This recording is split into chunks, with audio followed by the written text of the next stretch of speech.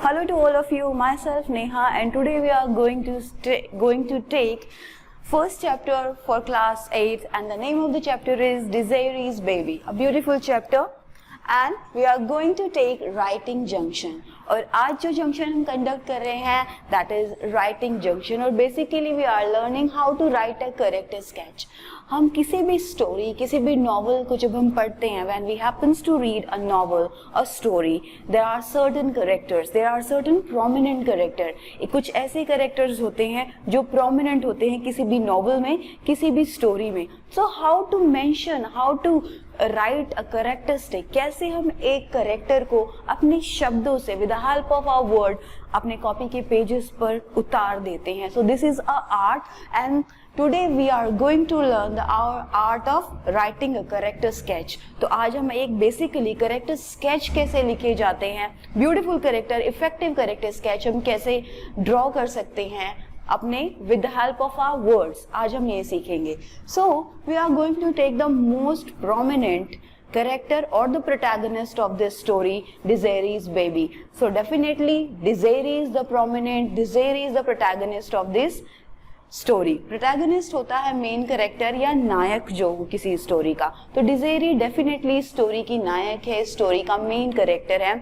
So we are going to learn how to draw a character sketch of any protagonist, whether he is a woman, whether he is a man, whether he is a child. So first of all Desiree जो इस story की protagonist है, जो इस story की main lead है या main lady character है, उसके बारे में हम जानेंगे.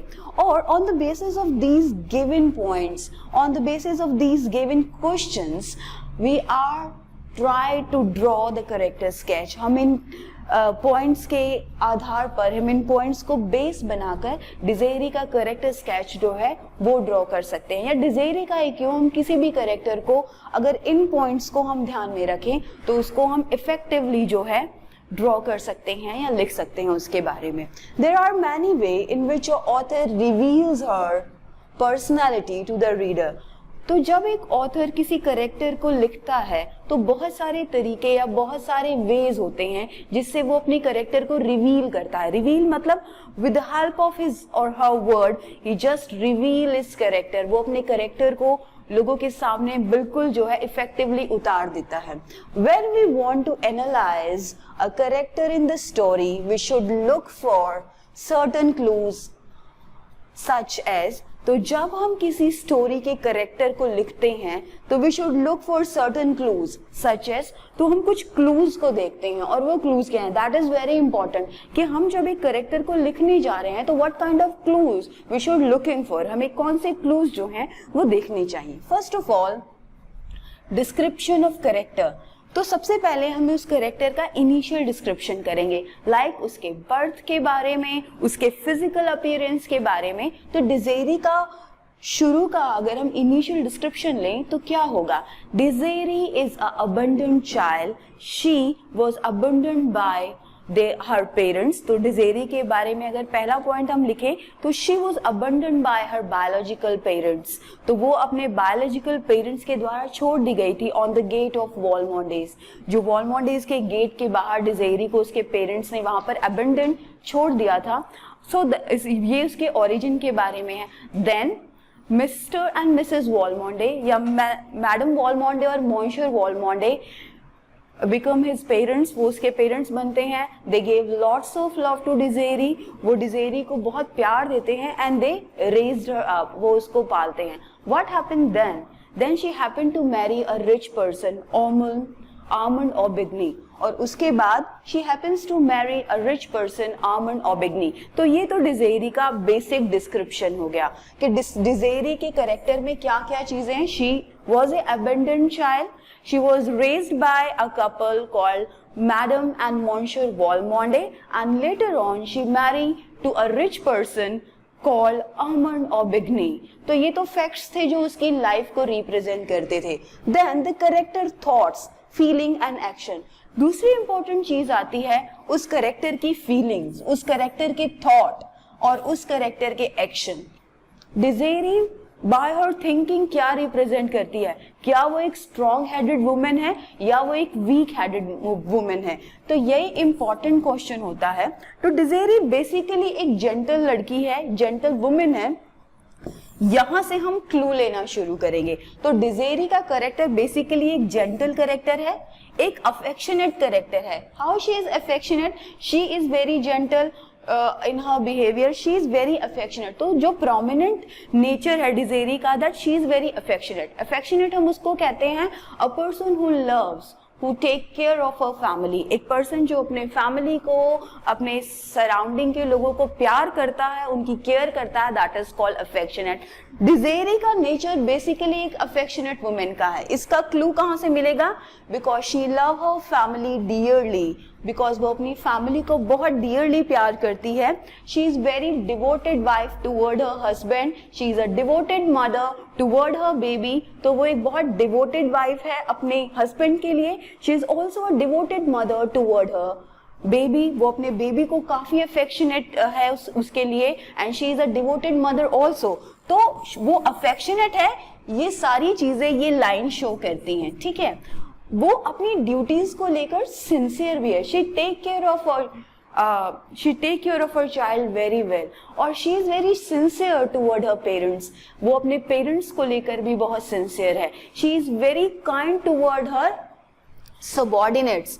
अब डिजेरी का नेचर जो है वो बेसिकली एक काइंड हार्टेड वुमेन का है। She is very kind toward her subordinate. वो सबॉर्डिनेट्स का मतलब स्लेव्स से भी ले सकते हैं, जो भी स्लेव्स उनके घर में है। She is very kind toward her subordinates. वो अपने सबॉर्डिनेट्स या अपने घर में काम करने वाले लोगों के प्रति बहुत जो है काइंड है, बहुत अफेक्शनेट है। She take care of them also, वो उनकी भी केयर करती है। बट यहाँ उसके कैरेक्टर का एक और वीक पॉइंट है, that she is a timid character. She is very timid, उसमें करेज नहीं है that she can raise voice against the atrocities of her husband.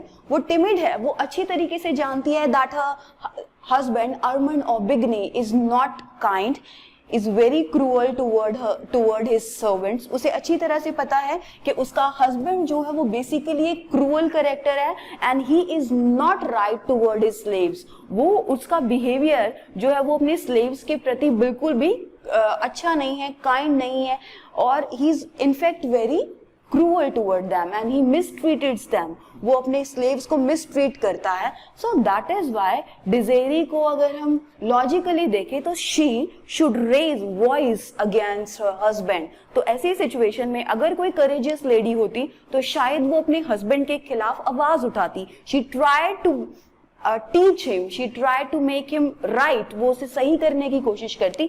But in case of Desiree, because she is a timid character, वो एक भीरू character है, एक डरा हुआ character है, that is why she don't have any courage to raise voice against her husband।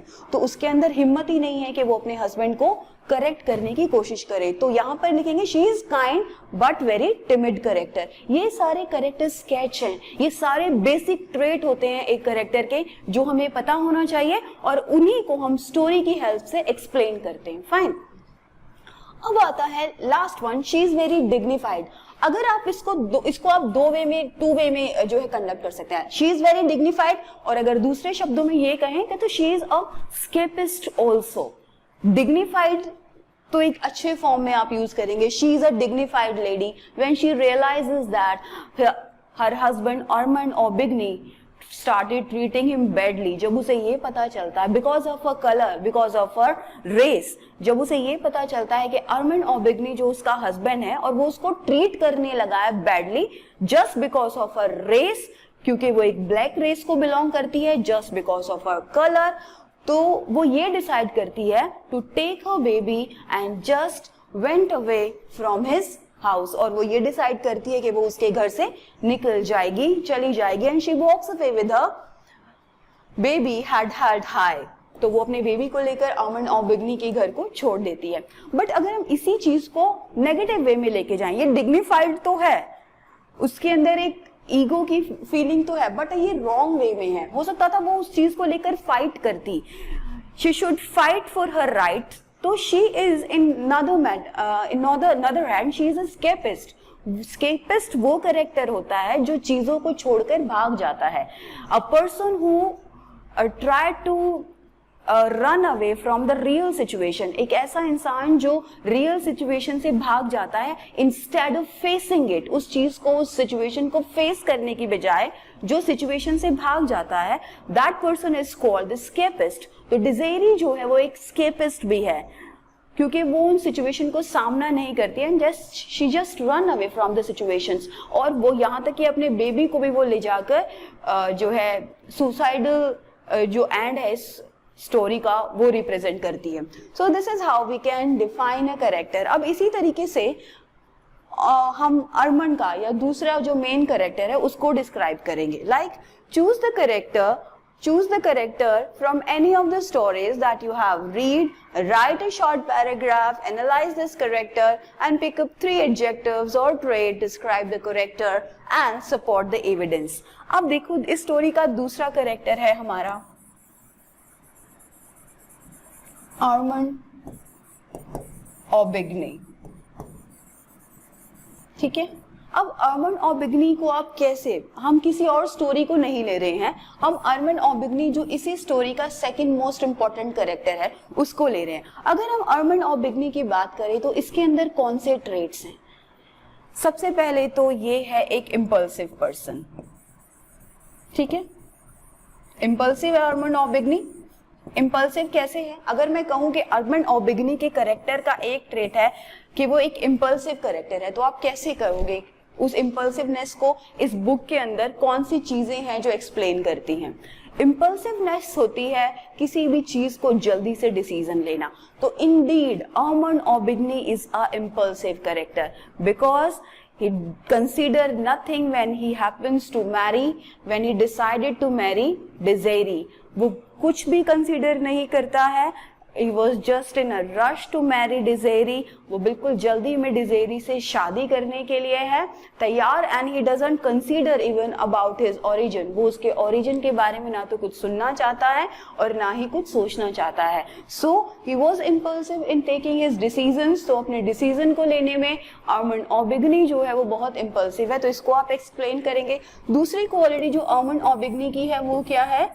He is cruel and strict. Arman ऑबिग्नी जो है वो क्रूअल है, स्ट्रिक्ट है. कहाँ क्रूअल है? he is cruel toward his wife, he is cruel toward his baby and he is also cruel toward his subordinates. वो अपने subordinate, अपने slaves को लेकर क्रूअल है. he mistreated them, he beats them, so that is why he is a cruel and strict character. अगली जो चीज आती है अर्मन ऑबिग्नी के बारे में, that is he is also escapist. तो अर्मन ऑबिग्नी जो है वो एक स्केपिस्ट भी है. स्केपिस्ट क्यों है? He just run away from his real identity. He is not able to accept his real identity when he happens to confront with it. जब अर्मन ऑबिग्नी को अपनी रियल आइडेंटिटी के बारे में पता चलता है तो he just get confused. वो confused हो जाता है and he is not ready to accept his real identity. तो ये तीनों चीजें हैं जो अर्मन ऑबिग्नी के कैरेक्टर को रिफ्लेक्ट करती हैं. That he is impulsive, he is cruel and strict and he is also a स्केपिस्ट. वो एक स्केपिस्ट, एक भगौड़ा इंसान है जो अपनी रियल सिचुएशन से भागता है. ठीक है. तो this is how we can describe, how we can write a character. दूसरा इंपॉर्टेंट चीज आती है the reaction of other to the character's action. हम इसमें यह भी मेंशन कर सकते हैं कि बाकी लोगों की क्या रिएक्शन या थॉट है उस कैरेक्टर को लेकर. और एक इंपॉर्टेंट चीज आती है राइटर्स डायरेक्ट स्टेटमेंट. कई बार राइटर जो होता है वो कैरेक्टर के बारे में डायरेक्ट स्टेटमेंट देता है. जैसे कि डिज़ेरी के बारे में डायरेक्ट स्टेटमेंट क्या है? जब राइटर ने ये कहा कि the blood in her veins turn into ice, कि डिज़ेरी की नसों का खून जो है वो आइस में कन्वर्ट हो जाता है. इसका मतलब she is not courageous women, she is a kind of timid women. वो एक डरपोक लेडी है जो रियलिटी को नहीं जल्दी से स्वीकार कर पाती है. So now the next question is that does the character play a major or a minor role in the story. It's mean जो जिस कैरेक्टर को हम डिस्कस कर रहे हैं वो इस स्टोरी का मेजर या मुख्य किरदार है. Yes, Desiree and Armand are both the important, the major, the prominent character in this story. तो ये चीजें भी हम जब हम अपने कैरेक्टर स्केच को लिखना शुरू करते हैं तो पहली लाइन हम यही लिखते हैं कि yes, डिज़ायरी is the main or the basic character of the story. डिज़ायरी the main character of the story या Arman is the second most important character in the story. तो ये लाइंस जब भी हम कैरेक्टरिस्टिक्स लिखते हैं यूज करते हैं. अगला इंपॉर्टेंट पॉइंट होता है, does the character change as the story progress, does he और शी रिमेन सेम. ये भी एक इंपॉर्टेंट ट्रेट होता है जब हम कैरेक्टरिस्टिक्स मेंशन करते हैं. यानी कि अगर हम डिज़ायरी की बात करें तो she remain same throughout the story. Desiree जो है वो पूरी स्टोरी में लगभग सेम रहती है. But what about Armand? Aman doesn't remain same throughout the stories. In the initial stages of story, Aman is very cruel. Then a change happens to him. फिर उसके बाद उसमें एक change आता है. Then again a change happens to him that he became again cruel and destructive. और उसके बाद फिर से एक change उसके अंदर आता है when he become aware about his real identity. जब एक real identity जो उसके सामने reveal होती है about his race, जो उसके अस्तित्व के बारे में, then he suddenly again change, then sudden transformation happens to him. So this is how we can describe a character in a perfect way. तो इस तरीके से हम डिज़ायरी और अर्मन दोनों के कैरेक्टर को डिस्क्राइब करेंगे. Thank you for being with us. I hope आप सबको ये कैरेक्टराइजेशन लिखना समझ में आया होगा. Stay healthy and stay blessed.